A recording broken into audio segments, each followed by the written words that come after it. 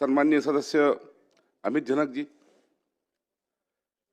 श्री संजय मेश्राम,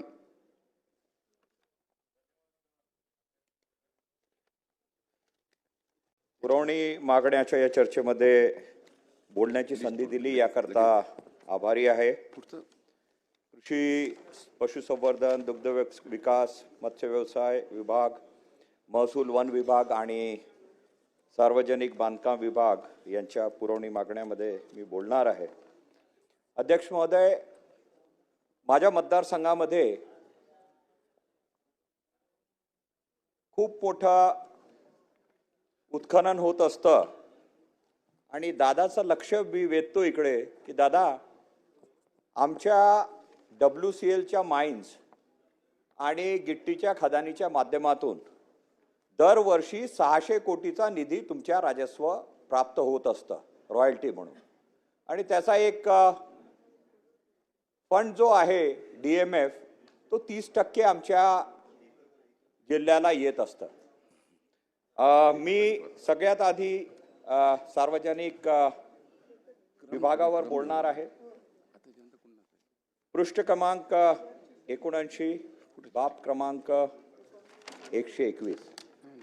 या वाहतुकीमुळे आमच्या भागातले रस्ते पूर्णपणे खराब झालेले आहेत आणि मागच्या 1 वर्षामध्ये सार्वजनिक विभागांकडून एकही बजेटमध्ये पैसा सँक्शन झालेला नाही। औचित्याच्या मुद्द्यामध्ये मी हा मांडण्याचा प्रयत्न केला, लॉटरीमध्ये नंबर नाही लागला, ते पत्र मी सार्वजनिक मंत्र्यांकडे पोहोचवलेलं आहे। म्हणजे राजस्व आमच्या विभागातून घ्यायचा आणि आमच्याकडे एकही पैसा न द्यायचा। मग हे जीव घेणे जे खड्डे झालेले आहेत, मागच्या 1 महिन्यापासून 10 लोकांचा मृत्यू माझ्या याच्यामध्ये झालेला आहे, हे याची कृपया नोंद घ्यावी। आणि मग आज DMFच्या माध्यमातून अतिरिक्त निधी आम्हाला प्राप्त करून द्यावा अशी मागणी मी आज या सभागृहामध्ये ठेवतो आहे। अध्यक्ष महोदय,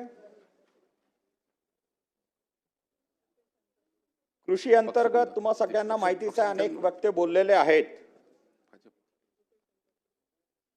पृष्ठ क्रमांक 30, बाब क्रमांक 47 महसूल विभागाचा आहे आणि खरडून गेलेल्या शेताभागासाठी हेक्टरी 40,000 रुपये व तसेच मनरेगाचे 3 लाख रुपये अशी आर्थिक मदत